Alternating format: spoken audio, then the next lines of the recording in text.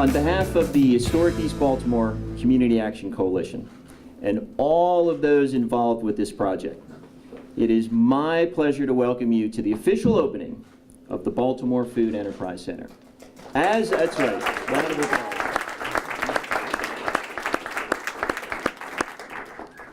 As of today, now home to the City Seats program and the School of Food.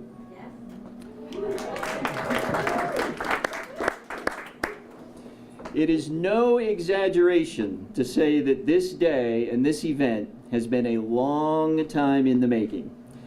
But after what at times has been a challenging journey, we've now arrived at the finish line. So today we get to take an all-important moment and celebrate our accomplishment. We'll recognize those whose support has made this project possible, and we'll look ahead a bit to what this will mean for our city and for the people and neighborhoods of East Baltimore. Before I invite our first speaker to the podium, I would like to acknowledge a few elected officials who were able to be with us here today, other than those that are seated behind me, who I will be introducing individually as we work our way through the program. We've got City Councilman Jack Young with us here. City Council President, thank you, thank you. I believe Councilperson Robert Stokes is here. Councilman Robert Stokes, thank you for being here. So without further delay, it is my pleasure to welcome to the podium the leader of our great city of Baltimore, Mayor Catherine Pugh.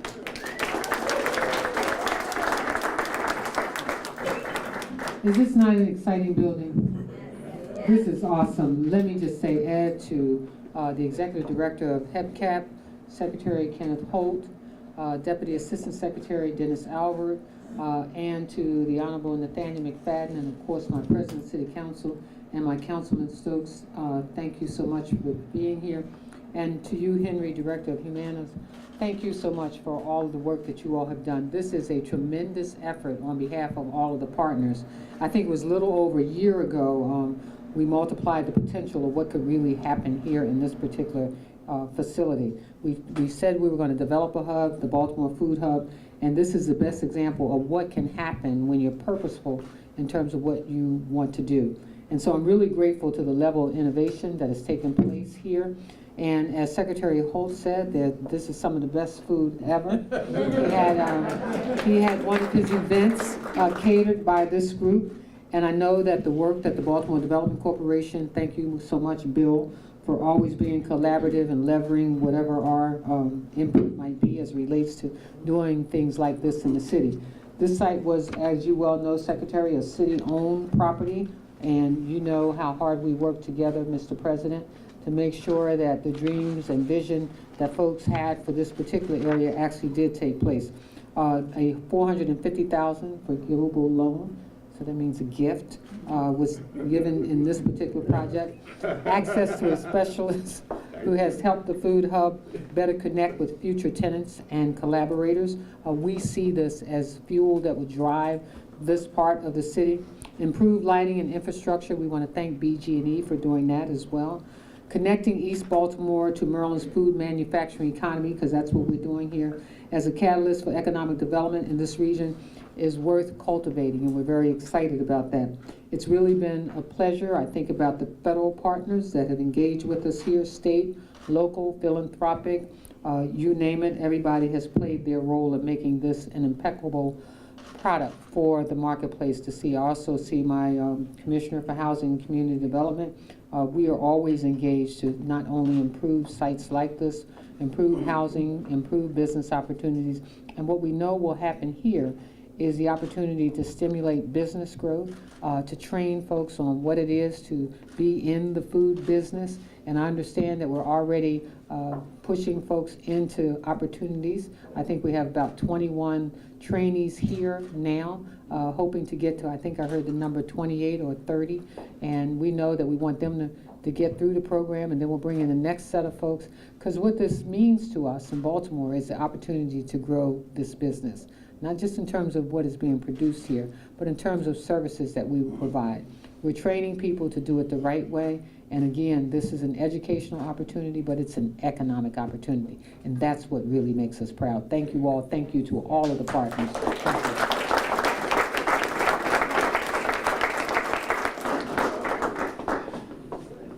Mayor Pugh, thank you. And again, we appreciate you taking time out of what I know is a busy schedule to be with us here today. So next, I'd like to invite to the podium someone whose team has played what quite frankly can only be described as a pivotal role in the process of making both this project and really the entire Baltimore Food Hub concept a reality. So please give a warm welcome to Secretary Kenneth Holt of the Maryland Department of Housing and Community Development.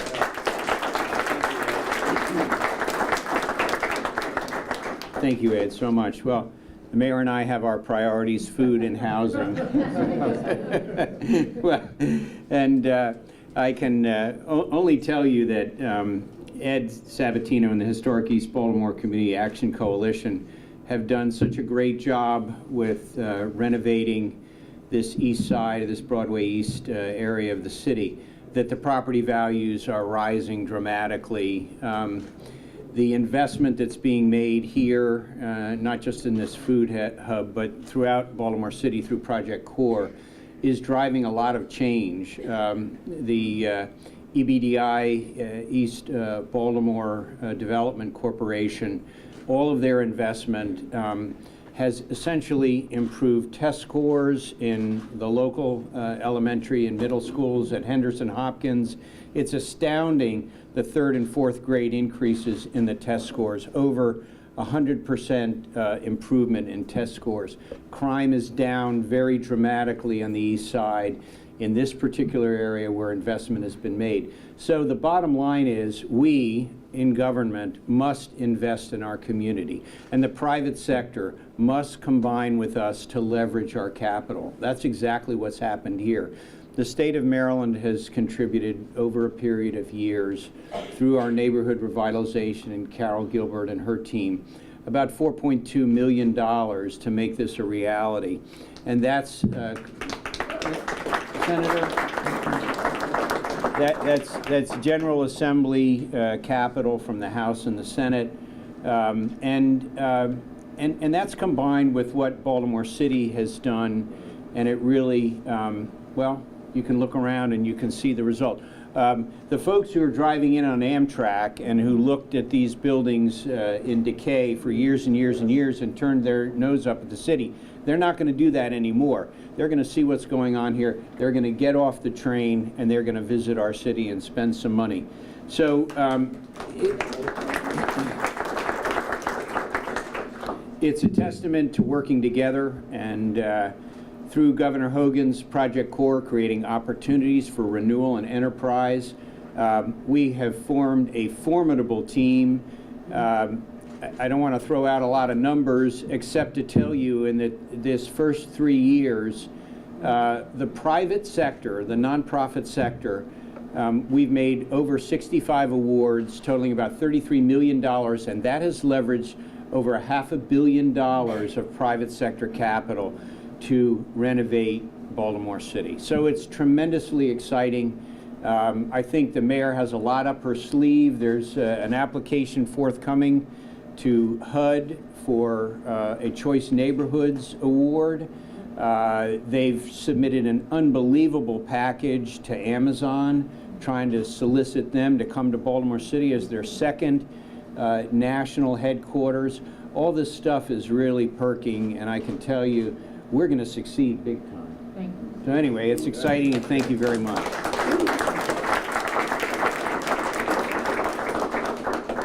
Thank you, Secretary Holt.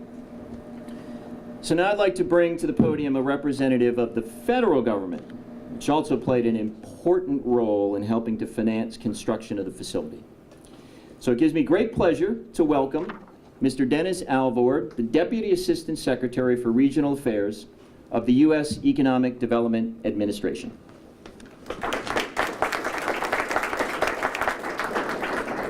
Good afternoon, everyone.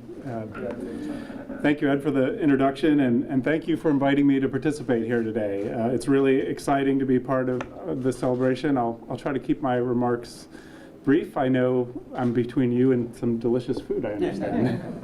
So I think the work that the Historic East Baltimore Community Action Coalition is doing to transform this neighborhood is really critical, and I thank you for your leadership and dedication. Mayor Pugh, Secretary Holt, President Pro Tem Mcfadden, it's really an honor to be with you here today. Thank you for having me. And thank you for your leadership in helping to create economic opportunity here in Baltimore and really beyond. The things we do locally affect our national economy as well. At the U.S. Economic Development Administration, we're proud to work hand in hand with our grantees to help them realize their locally devised development plans.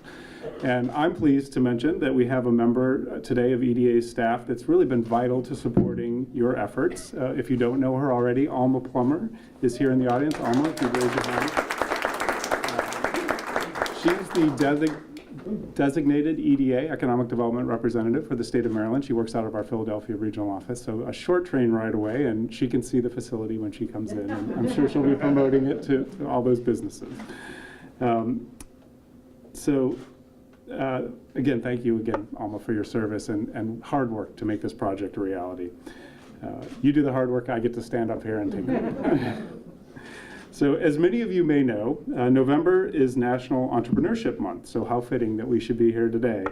National Entrepreneurship Month celebrates one of the nation's proudest qualities, our innovative, hardworking, entrepreneurial spirit.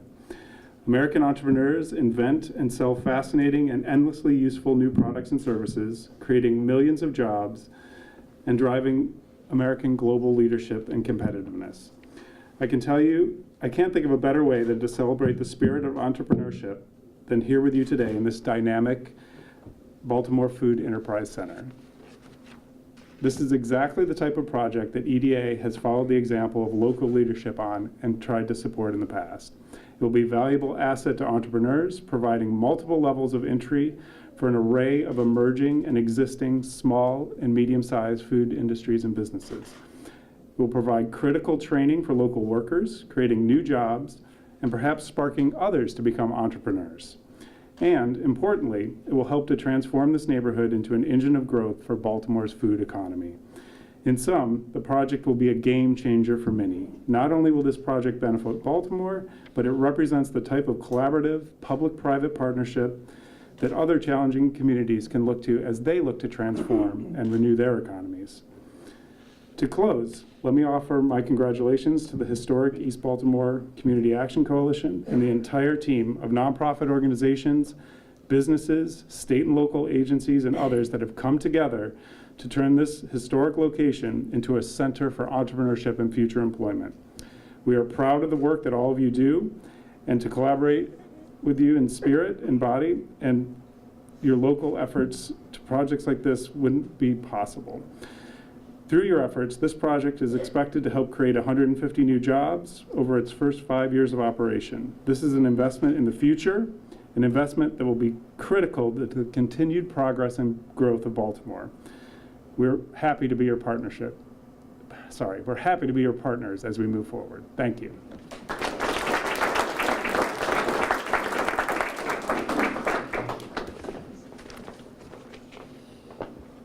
So now it's a real delight to welcome a public official who can only be said has spent his entire career being a champion for the communities and the people of East Baltimore.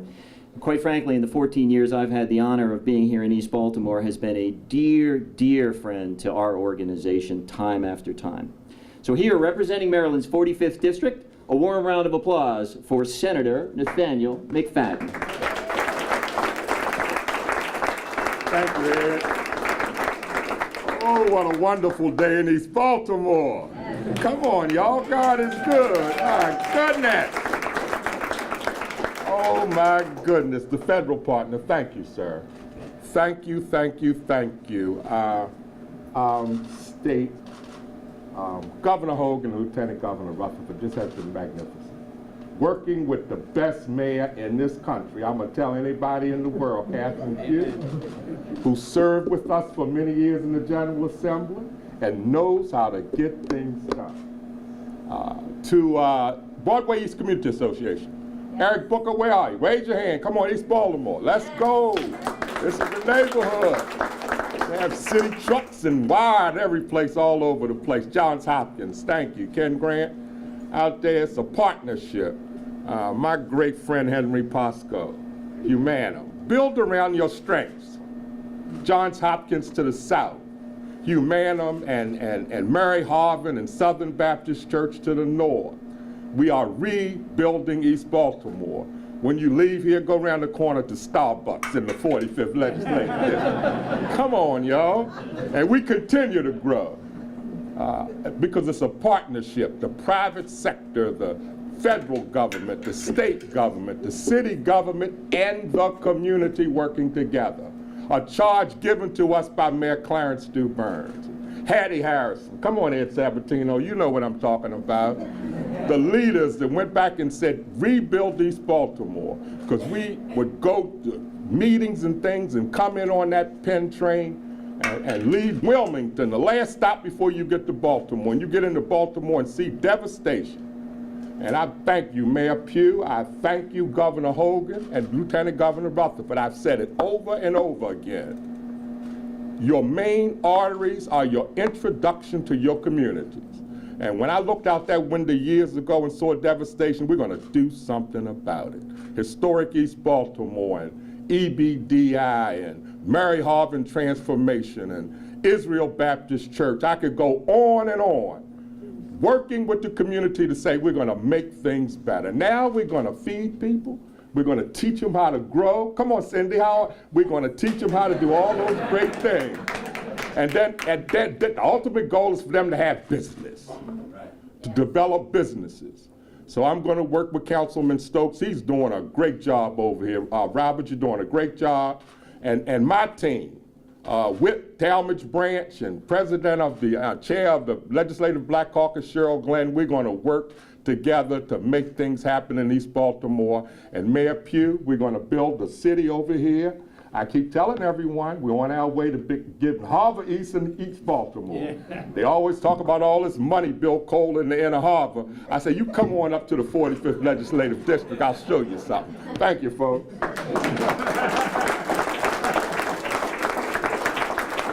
Thank you, Senator Mcfadden. With us here as well today is Henry Posco. Henry's the CEO of Humana. And as I mentioned before, it's his program, City Seeds and School of Food, that are now going to occupy and operate out of the building. And as exciting as a piece of slab-on-grade new construction is, it's the job training work and the job creation work that his team that's going to do that is the real story, I think, of the building and the real reason why we carried on through this effort. His team has been a great partner, and it's my pleasure to invite him on to the podium here to say a couple of words.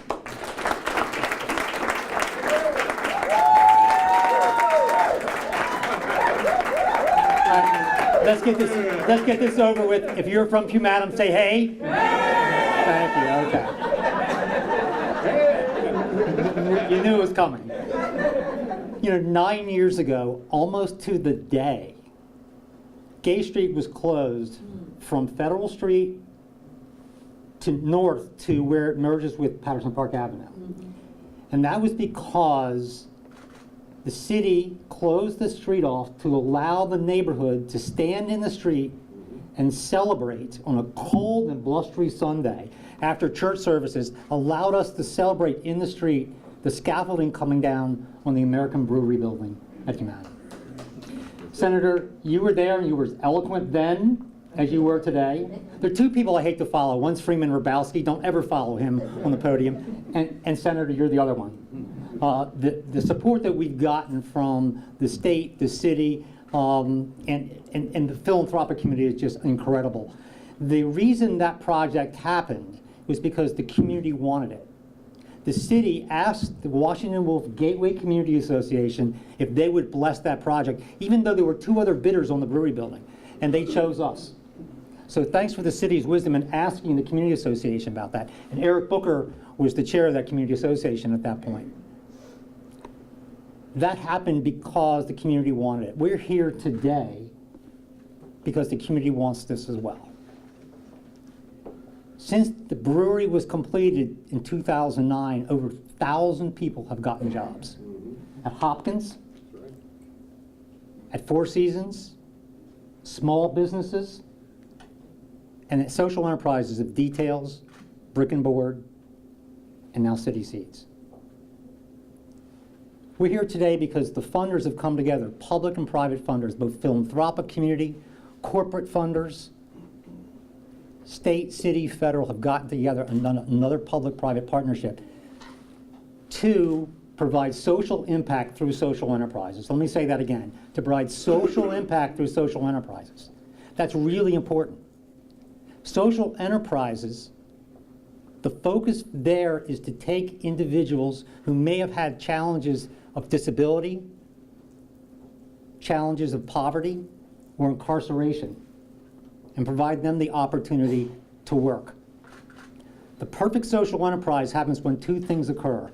The first is that public-private partnership that provides seed money and subsidy to allow that to happen.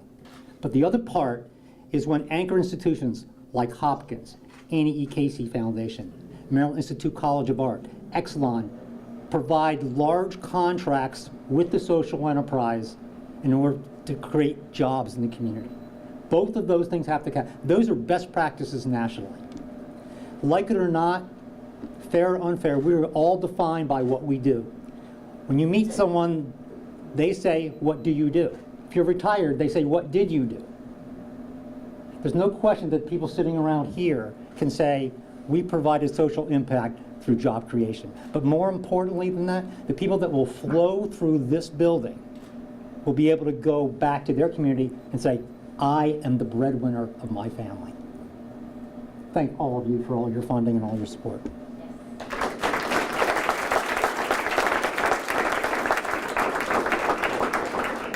Henry, thanks. And I think in the spirit of partnership, I want to point out sort of the third member of our little trio here. China Boak-Terrell, I know, is with it. There she is, sitting right there in the back. It's her organization, America's Communities Trust, that's the master developer for the Baltimore Food Hub site. And she's been a tremendous help to us as we've been building this building. So I want to recognize her and her team as well. Well, the Silicon Valley of food. There you go. We got our motto in the making. So clearly we've demonstrated that you can't get a project like this done without having a spectacular team in place. Our wonderful general contractor, Drew Manning of Manning Contractors, is with us here today. I'm not sure if there's anybody here from Ziegler Sneed, but that's the firm that did the design work on our wonderful facility. Ken Grant's here as well. I want to recognize him. We heard his name mentioned a minute ago. He's our current board chair, and he's also on Henry's board. And certainly last, but certainly not least, in addition to the funders represented by our speakers here today, I want to specifically mention the other organizations who provide funding for the construction of this building, most of whom, if not all of whom, I think have a representative with us here today. The Able Foundation, the Franz Marek Foundation, the Marion I. and Henry J. Knott Foundation, the Bunting Family Foundation, and the Goldsecker Foundation. Thanks to all of you.